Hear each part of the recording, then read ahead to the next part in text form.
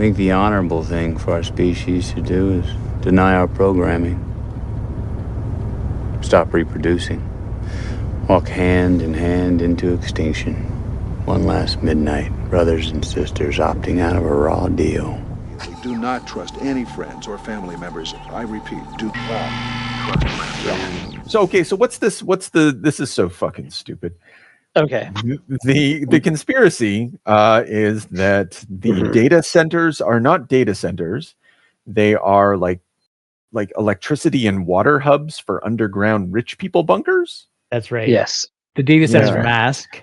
A mask for, and actual- it's just like like a power source. Yeah. And like, I guess, a water reservoir for underground bunkers for billionaires. And like, I think that's really playful and imaginative and like kind of a funny idea. Like, I could see that, it's an interesting sort of narrative, like, whoa, what if everything you thought you knew was wrong? Kind of thing. But I mean, that really bugs me because like, and I said this in our chat, like these data centers are and their purpose, to like waste water and electricity for the purposes of having a chat bot that can do your taxes for you or whatever, is nefarious enough, right? Like it's knowledge and information and money just funneling into billionaires' pockets, making a mockery of like everything that we've ever stood for. And but they want to like go down these holes for some reason. That like it's like the sociology of it is really interesting, or the psychology. Well, even the fact that the data, like the pursuit of AI is exclusively like a billionaire propaganda train. Like it's not, this isn't like voted upon policy that the general public, feel like is a good choice. But I mean, not that America ever does that, or else they'd have some kind of fucking healthcare. But I guess it doesn't matter. But it's anyway. true. We already know who benefits. Like it leads right to the billionaires anyway, and it's but there always has to be another layer to the story. And I personally, I like this story. Like I like this layer. Like if you want to tell me, I don't know. I just find underground facilities very charming. Why wouldn't you hollow out the earth and create a special civilization just for yourself? Like, never mind the bunkers that they already are building up here. That's like, you got to have some decoy bunkers. Then you build your underground place. You suck up all the water, and you leave everyone to die. I like the railway. Did you get that reel that I sent you guys? Where the girl said, no, I think I missed that one. Oh yeah, there's like apparently in like, I don't know if it's like the 1930s, someone proposed like a secret underground railway that would connect certain like hubs in the United States, and all of the majority of the power station, data centers that are being built all like revolve around the hubs for this like old underground railway schematic. I just love all of this. This is really good work. Go ahead, Chris. I was gonna say, was that the blonde woman in her kitchen who's like saying, my power went out. What a coincidence. My power went out. The best is that they're all like, any of the reels where this stuff like really flushes out comes from like the most fucked up whack looking ladies on Instagram. But no, all of this is just fucking, it's just golden because the bunkers themselves and the fact that these guys would make themselves mole people. First, it's believable. I think that's the fun part, is like, I believe that Zuckerberg would burrow into the ground with like a harem of 12-year-olds. I believe it. Wow. I look at him and I think that piece of shit would do that. Sam Altman's not even a human being. He's already a baby raper.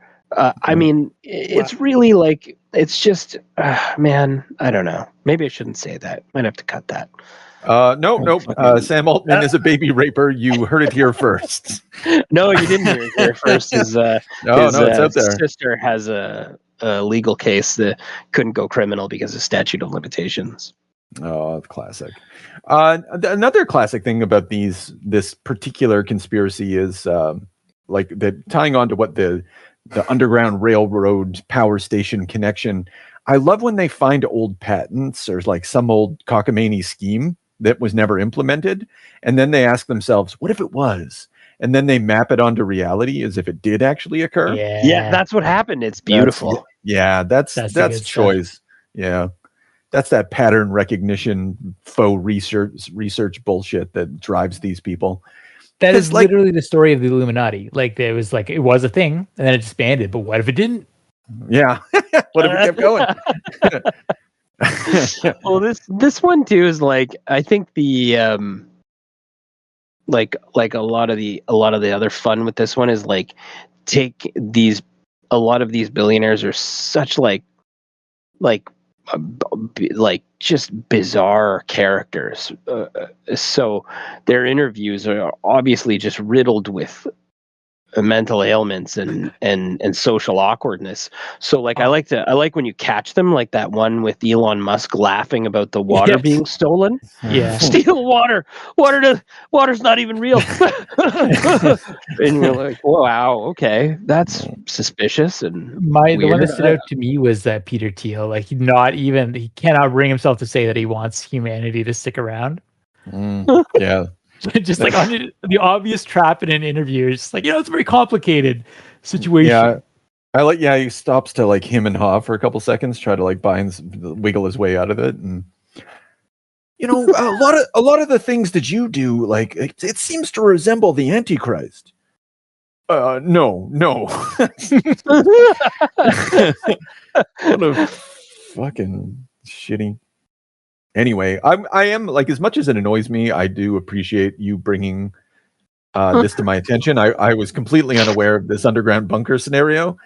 It's like we're getting back to 1990s conspiracy theorizing. Yes, I feel. Yeah, we're moving on from vaccines. Like creativity is entering back into the picture. Yeah. It's really kind of beautiful. Oh, you know what else is beautifully creative? Wow. little something called Savage Dragon by Eric Larsen, here on the Extinction Agenda with James and Chris, the man on the internet most likely to drop out of high school and obsess endlessly over his Incredible Hulk drawings. So it should have been childhood Incredible Hulk drawings. Oh well. So okay. I'm kind of glad we didn't make a hullabaloo about this, because it's like Savage Dragon, 400th episode. He's moving to Toronto. This is going to be a blast. And I don't know how you guys felt, but it wasn't really a blast. I think there's gold in them there hills, but this wasn't really what I was expecting. Even though I've been buying Savage Dragon comics monthly for about like 6 months now. It's been enjoyable, and so I had a sense of everything that I was about to encounter. But we wanted to, so we started off with Savage Dragon issue 9 through 11, which I didn't look up when those came out, but it must be like 94, 95, 96 at the latest. And then we did Savage Dragon 223 to 234, which came out February of 2017, and then up until May of 2018. So about 12 or 13 issues over a year span.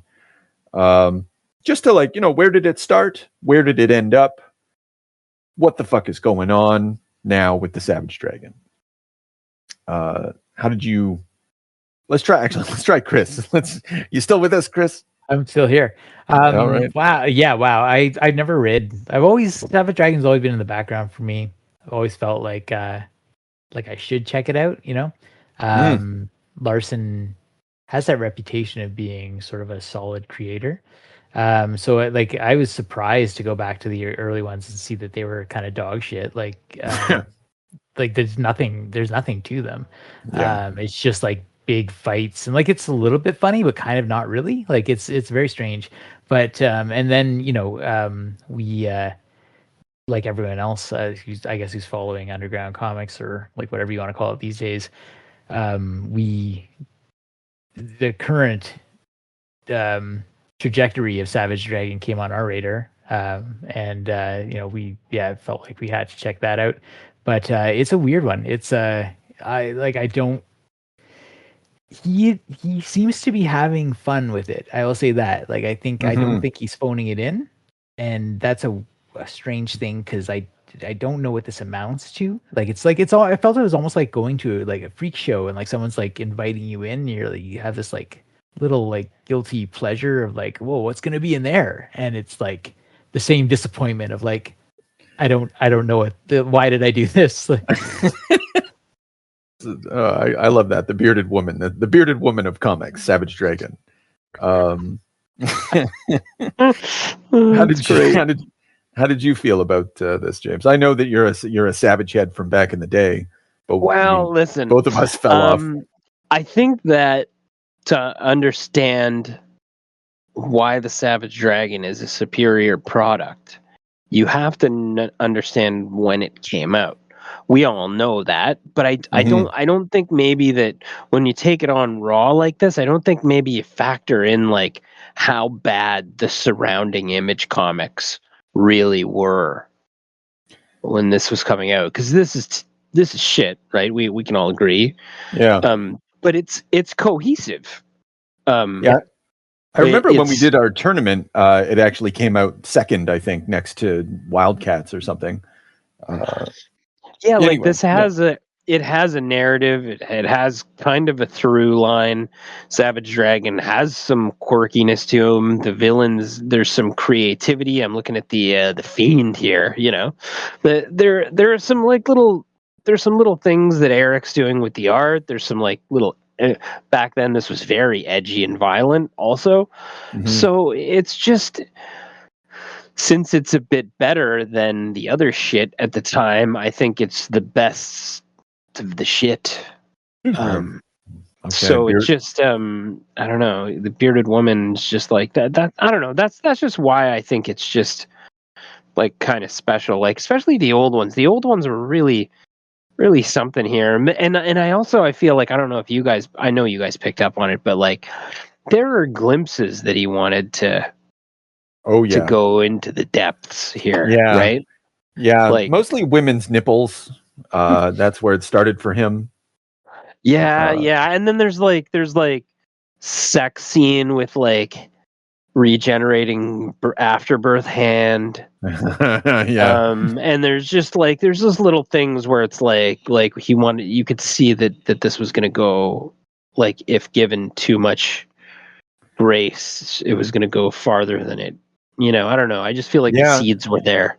No, that was one of the things that I found most surprising, because I felt that we would go back to issue 9 through 11, and which were just sort of selected at random, and find it was a completely different comic. But I didn't find it was a completely different comic. I found that it, exactly like you said, like all the tendencies were there, just in sort of latent form, you know, budding like a flower that was starting to bloom, and it would take like 100 more issues before that happened.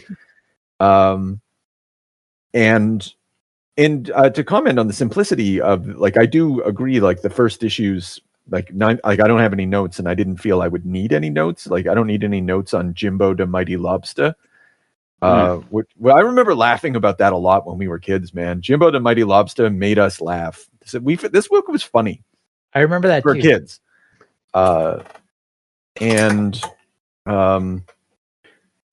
know, but nothing about it's funny now. Now it's just kind of like, well, like it's freak show, like you said, Chris.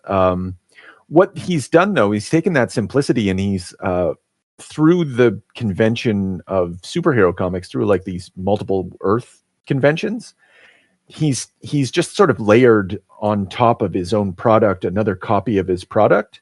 And just did it like just a bunch of times, like 2050 Xeroxes, where everything's like slightly off. And then instead of treating it as a mistake, it's a source of drama for him. So he's created this like perpetual motion machine out of the conventions of superheroics, which like he's zeroing in on almost issue 300 pretty soon. I think within the next year and a half, we're going to get issue 300. So like he's still fucking cooking. That's no slowing down. Too. Like has anyone ever had that long a run? Like 300 issues, same creator, same artist. Like I don't. Dave Sim. Of course. Yeah, that's not the good place that you want to be in, but I Well, think that and we now have like a sample size of 2 that says that you go a little batty, but I feel like Eric Larsen is doing a lot better. I think so too. Yeah, he's What? he's having just so much fun. Like creatively, sorry, Jibs, I'll just finish this thought. I know that Yeah. reading the back matter, like to your point, Chris, about him having fun, he's not only having fun, he's trying different art styles as he's going through things. You can kind of see a change in the art, and in the back matter, he's like, I started illustrating at a different size, and it turned out that it made it difficult to do X, Y, and Z, and so some of the like he's still fucking around. It's a laboratory for him. No, I was just gonna say, I think the fact that he calls the group in it Freak Force. Yeah, you're right. You know, like I think that maybe the whole like circus freak thing, like kind of like I feel like it's maybe there's like an awareness to what he's doing. Like I'm even looking at like a little scene between like She-Dragon with this like manic crush on Savage Dragon, and then fucking what's the fucking Superman guy, the Wonder Man guy, Mr. Mighty or some shit like that. Mighty Man, yeah. Mighty Man. Okay. And he turns into like a woman nurse. That's Yes. revealed a little bit later, I forgot about which that. is so fucking weird. And then it's just like, it's funny that the biggest fin-headed dragon freak Hulk is the source of like normalcy in the freak world. It's I don't know. I it's like you say. I think he's just like spinning yarns on top of yarns to the point where you're like, this is almost interesting. I'm watching the guy with the fucking mouth face fucking chew on the dragon. Yeah. It's just a grotesquerie. It really is. So yeah, that's a good point, James, about the Freak Force. And his like he was never trying to be cool. Like the Savage Dragon is cool, but he's also like he's just a Chicago cop. Like I think there's something about that. Like he's a to your point about him being the source of normalcy. He's literally a police officer. And he just, kind of wants to have a family. He's kind of a blue collar dad. And yeah, he'll get into big superhero fights, but it's just, it's all name of duty. I didn't really like that choice when I was a kid, the fact that he was a cop. But I can appreciate it now. Yeah. There's seeds of what's going on here, because I feel like, yeah, there is an ongoing. If you're a Savage Dragon purist, if you're following it, it feels like it's the fact that there's this ongoing family saga, and that's really at the core of it. Everything else is sort of like just like the shit that they, the day-to-day shit that they have to go through to be a family. Yeah, and getting back to like his first sexual encounter with Rapture, when like you said, the what did you say about the hand? But his hand being rebirthed. Even in that moment, like there is this growing emphasis upon like fertility. Is there ever? And inheritance, sexual polymorphous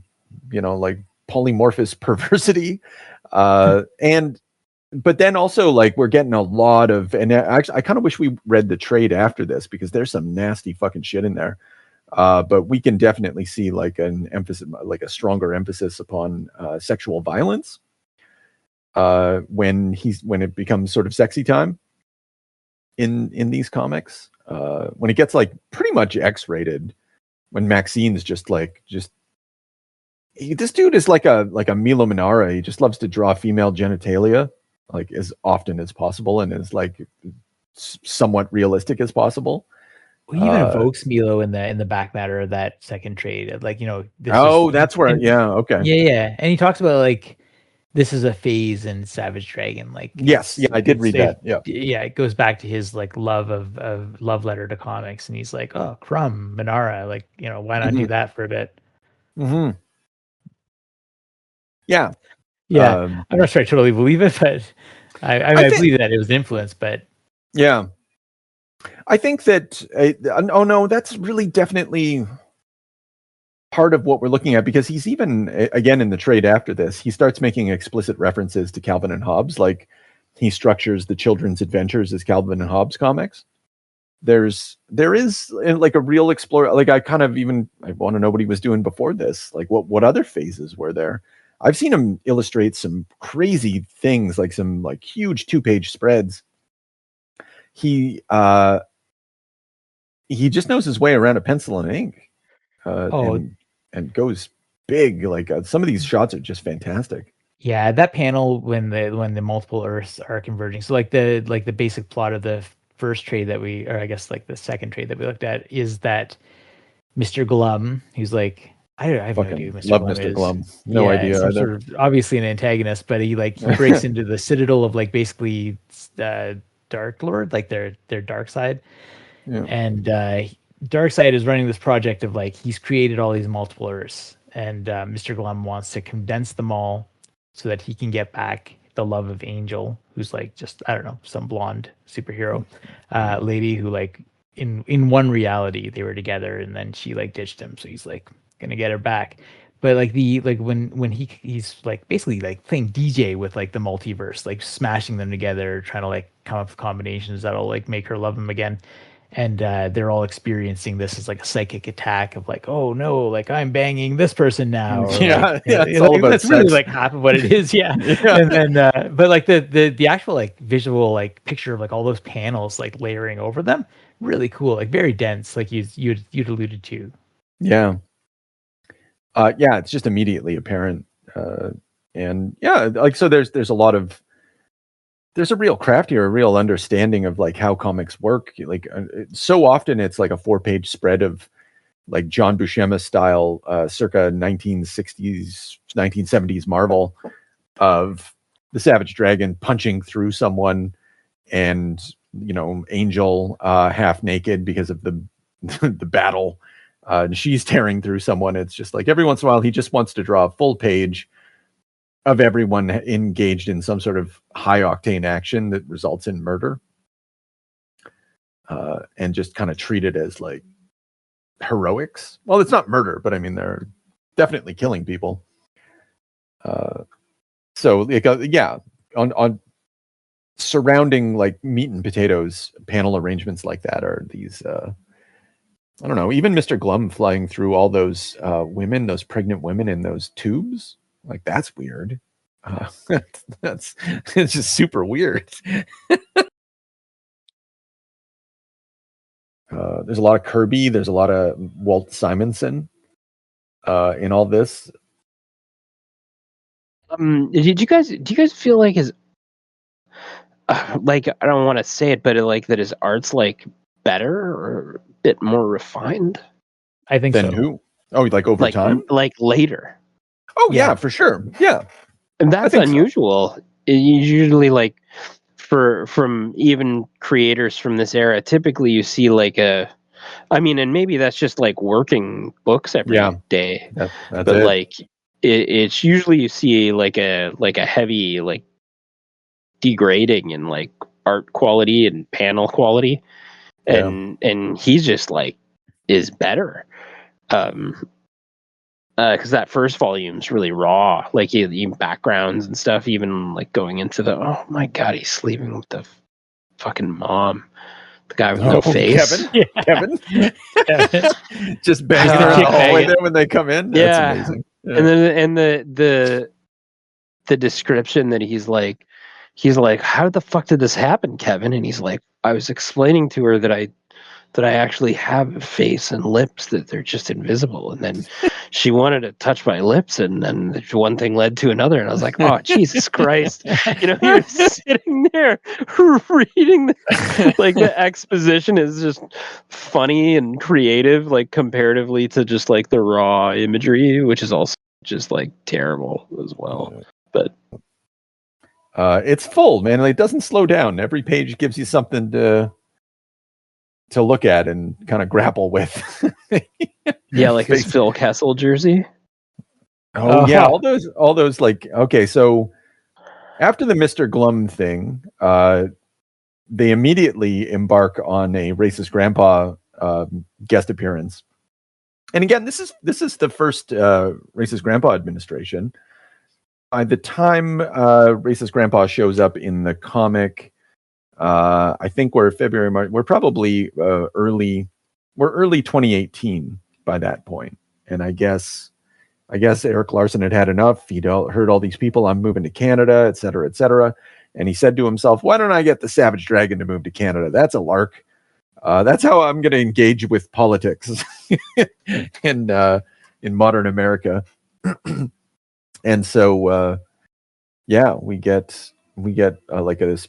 I don't know. It's not really a parody of Canada so much as like they I don't know, like a stereotype with like some landmarks, but with some very like in depth familiarity of like Kensington Market and shit like that. Like you know, the like, Rush shirt. Russian, yeah.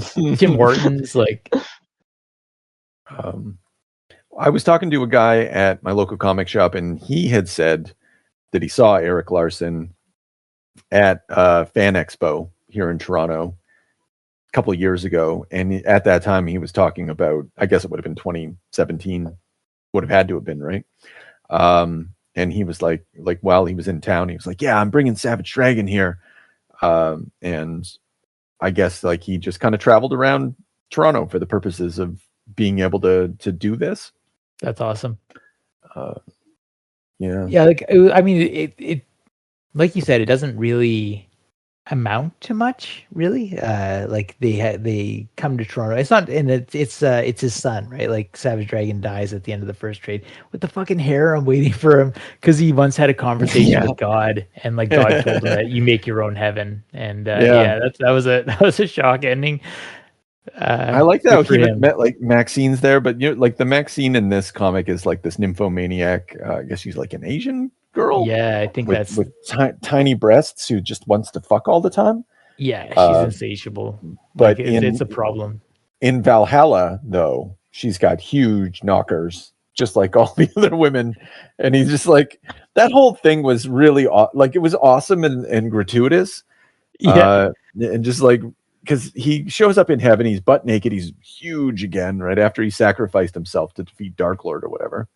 And he comes up to this giant palace, and he comes into the room, and he sees all these women, and they're just all ready there for him to fuck. And then he smiles, and then that's the end of him. And like honestly, if that's the last we ever see of Paul Dragon, the original Savage Dragon, that's, I don't know, man, that's a kind of a funny send off. Yeah, that's a great send off. And then you get that like super fucked up thing of like Mr. Glum like cutting out a version of Angel from her pregnant mother, who's like a corpse from one of the tubes, and like taking her to raise her. Like that's super. Like there's things in this that are just so fucked up if you stop to think about them. They just tend to move on pretty quickly. Yeah. The next trade paperback has Maxine raped by a giant demon, like raped in half. It happens off panel though, and like the kids show up, and he's like, "What's the matter? You never seen someone fuck your mom properly?" Something like that. And yeah, right. Like things get, and then it like, anyway. I do like, I don't like not knowing anything else about this comic and seeing the beginning part where sex is, I don't know, there's like a healthy attitude towards being completely naked in front of each other. Like you don't, like they're all consenting adults. It's like it's sexy good times, I suppose. And I want to say that it's significant that when the comic starts to engage, like after the universes have collapsed and all the wonder, like so much wonder is sort of ripped away through this merging of worlds by Mr. Glum, for the purposes of like, you know, winning over the hearts and minds of Angel. At that moment, racist grandpa appears, and at that moment, there's a new and re-emphasized or emphasized theme of sexual violence that starts permeating the book. Like, I don't know. Like, I think that Eric is an artist in that he no doubt has to sort of lose himself in some sort of like fugue state in order to make these comics on the regular, and also have like, so like, I don't know. I just feel like he's I think there's something interesting there, but I'm not quite sure what it is. I think one day, so. yeah, I think one thing, like if I were to give this a politics, like it is very much like a hedonism of like, like as long as you're not hurting anybody, do what you want. yeah, But like in the second trade, consistently what the thread is like these like sort of like sexuality become monstrous. And you right. see it especially in the Dimension X The sex material. dolls. The sex dolls and the what's her name? The Rapture. Oh She's yeah, raised like a brood of like these sort of like mutants and like their whole purpose is to like raid the pregnancy tanks and like bring back women to have their way with, and then they devour them afterwards. And like that's like she's like, it's the destructive side of like it's almost like sexuality is like an irrepressible force. And yeah, either you have a vaccine and like get it out of your system, or like it's gonna go south real fast. And like even the threats like the in Canada, Malcolm, who's Savage Dragon's son, who's the guy who moves to Canada. Like who does he face? Like there's that guy who's like he's got these phase powers and he's trying to like bring down like a coach who like molested his students and things like that. And like right. Paul's in the awkward position of trying to preserve the law, like to Yeah. stop him. Yeah. But yeah, it's like all these images of like these were like just like the sexuality turned to awful ends. So yeah, I think you're right about that. There is like it's I don't even, it might even be unconscious, but like it is being worked out in a fugue state. Yeah. I think that one day when this thing wraps up, I hope it doesn't just end one day when he has a fucking heart attack at his drawing table. That's a reality that might occur. But the other possibility is like he gets old, he realizes that he can't do this anymore. It's time to wrap it up. And then once it's done, we're going to know, right? Does he like culminate any of these themes and stuff? Like, I bet he's going to. Like, it's going to, I don't building know. some. Not really. Like, I think it's going to fizzle, but it's going to like at least put a bow on things in some sense. Like with Paul Dragon in heaven, right? We're going to get something like that. Yeah, like high-fiving his dad. Yeah. Oh, with their, there we like, go. harems. Oh, yeah. I love that. That's a perfect ending for this comic. Maybe Maxine will be there. Maybe everyone will be there. Kevin will be there. I like that. I like that Kevin gets sort of canceled as a consequence of the merging of the multiple Earths. Like, because everybody sees him as a bad guy in an alternate Earth, and he's like, "That wasn't me." Oh, really right. Really doesn't matter. Sorry, Kevin. We have to let you go. And that's right, because it's like, yeah, and it's also the like the Trumpian sort of like they're cracking down on aliens, right? And like aliens go home, and he's like, I put in good work. I everyone likes my work, and I've been working so hard for promotion. You just can't get hired. Yeah, and I think Raw it's a nice discrimination. Yeah, it's and as you know, Illinois is an at-will employment state, and that means employers can terminate any employee for any. I know what it means. I think that's a nice little nod to like labor realities in, just labor realities in general. Yeah, I appreciated its politics, to be honest. Yeah. And I was surprised that it went like that explicitly and hard at it. Yeah. So he's a good vibes man. The Savage Dragon takes part in the good vibes versus bad vibes. He's at an intersection between Alan Moore and Grant Morrison when you kind of think about him in those terms. He has that obsessive concern with sex, viewing it as incredibly positive, but also like tempted towards depicting sexual violence as a consequence. Seeing all of humanity's ills as representative of repression. But Morrison-esque in that like the superhero is the figure through which all of this is explored. And like none of that's actually like this dude has no literary qualities. Like I'm sure he's read all those comics, but he's literally a guy who dropped out of high school and started doing comics at age 19 and never stopped. He literally obsessed over the Incredible Hulk. He was like, I just want to draw the Incredible Hulk. Ended up on Spider-Man, and then given an opportunity to create his own character, like this is what resulted. How old do you think he was when he started Savage Dragon? Oh, I should know the answer to that, but late I'll put you on the 20s, spot. mid 20s. Okay, that's Uh, crazy. Yeah. I think I expected something a little bit different when we looked, like when we did the time jump too. Mm-hmm. And like you're saying, I didn't. I even found despite the like little extra grotesquerie on the sex, that he was like, I read a little farther in the first volume, Mm-hmm. and even into the second volume a little bit, and like he was doing that when back then we were kids, like it was there. There just Sure. wasn't as much jizz or whatever. Yes. Yeah. He was 30. He was 30. Chris. Sorry. Okay. Yeah. Yeah, but anyway, I just don't think that. I don't think that. And the other thing I found too is I expected there to be more of it, and there's not, except for maybe additional like naked women. There's not more of the sexual, like the sexual content's like spaced out for these like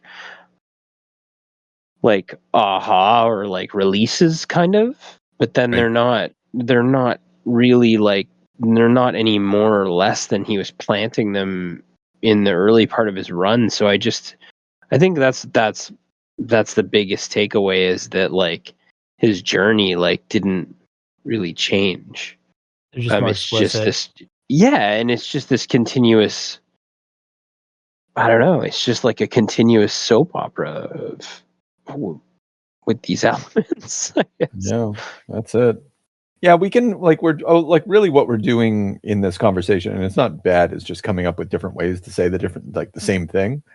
And Or to each like, different. I don't know, if are we trying to excuse Eric?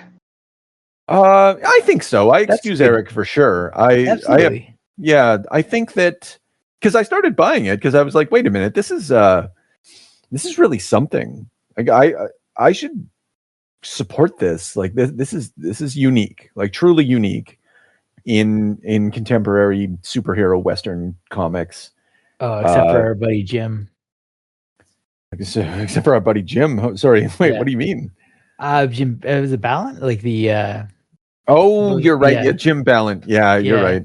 Like the tarot. There's a type. Yeah, there's a type. Yeah, he but this is actually well illustrated. Like this dude has skills. Eric Larsen is a legit talent. Jim Ballant is speaking of freak show, right? Those comics aren't good, like on a technical level. They're just wild. That's true. Yeah, they're fun. Yeah. I've got nothing against them, but this is that same energy. I'd say like they're both participating in that energy. But this guy, I don't know, he's just doing it on a level that exceeds. I don't know what I'm looking for. Like I like. It's difficult to take Kirby and mix it with political cartooning, mix it with cartooning, mix it with well, I guess Crumb and that sort of energy, like that underground energy, and have it recognizably super heroic nonetheless. Yeah. I mean, Kirby's a strong base for that, of course, but Yeah, it's interesting. Like I found myself just thinking about the creator-owned properties, right? And like I thought about Steven Seagal. I thought about Tommy Wiseau. Like, what happens when you're given like absolute control? And it can be a good thing. Like I feel like out of all of those bizarre juxtapositions, like I think I kind of respect what Eric Larson is doing. Like he's having fun, like he's doing his thing, and I think like he's leveraged basically his success as the owner of a company, right? Like 'cause he is, I believe, part owner of Image, and he can just the do what he economics wants. on that are, I don't know what the economics on that are, but yes, It's like because he can't be selling enough of this to make ends meet, like, or maybe make ends meet, but like to really be thriving. Yeah, that's probably fair. Like he is the publisher in chief or some shit like that, right? Like Yeah, so he can keep going. And it's bizarre that in comics, when people keep going, it sort of like bends towards this sort of thing, like just like raw sexuality, like just, and maybe it's movies can too. Maybe it's just that you don't have to look like an actress in the eye and like can like, tell them what they're going to be doing on film. Like you can just draw whatever you want. Maybe there's maybe that like eases the process or the path down to it. But yeah, he's going, and that's I kind of respect that. we should all be so lucky to have a career and a life like Eric Larsen. He's a chief financial officer right now. Yeah. Assigned the primary responsibility for making decisions for the company for projects and its finances. So yeah, he's making money off that as well as doing. It's incredible that he can do that because Image Comics is they put out a lot of comics. I'm not sure if you guys noticed this. They're a very busy publisher. And for him to be able to do that and to illustrate the Savage Dragon as often as he does, just fucking very interesting. He's really kind of living the dream. He's a hero. I agree. He's an American hero. Yeah. Who moved to Canada because fucking fuck racist grandpa. I love that. You're under arrest. Did you feel good when they dropped him off in Windsor? Did you? I did like nice. That. I like that he knew what Windsor was. I like the Toronto Island. Just like a small summary of what goes on there, and it's just I don't know. That's really weird. It is like a little love letter. Yeah, to us. I like to think it's Canada. For us. It is. Yeah. Running American comic produced by the same writer artist. Savage Dragon is almost like a childhood character, right? It's like you've had this dragon character for years, right? Yeah. So I've had him for 50 plus years at this point. Yeah, 50 plus years. So I mean, so you kind of alluded to it, Eric, but talk to more specifically about officially starting Savage Dragon.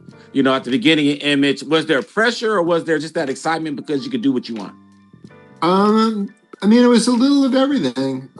See, when I was a kid, I did comics, and I had I created them when I was just a tiny little kid, right? Mm-hmm. So none of the comics that I drew when I was a real little kid made a lot of sense. Because I was like, I didn't know how the world worked. You know, I don't know any of this stuff.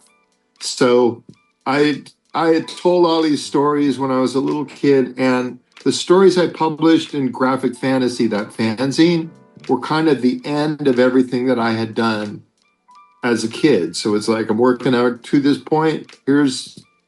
And I got to there, told these 2 stories and 2 issues of Graphic Fantasy. And at that point, I became a pro and went and did other stuff for like 10 years before I got back to it. And so what I did when I came on Image was, well, I've got these, my thought was, I've got these 2 stories that I did when I was 19. So I want to start at a different place, and I want to work towards those 2 stories and eventually work them into my continuity. And at that point, I'm free. I can go whatever direction I want to. So I started with the idea that Dragon will eventually be the head of a government super team, and then he's going to retire to raise his daughter away from the chaos of being in this government super team. So I was like, okay, where can I start that ends up there? And I just thought, okay, well, if he's a police officer, that could maybe lead toward doing government work and stuff like that. So that's where the police officer thing came from. Also, I had a buddy who was a cop, and I was like, all right, I know a little bit about this, so let me go from there. But yeah, now I have people going, what? I don't understand why Dragon's in space. He shouldn't be in space. Dragon's a cop. He should be. It's like, no. In my brain, he was never. That was never a permanent gig. That was always like. That was just a means to an end, you know. I was like, I need to get to here, so I need to start somewhere.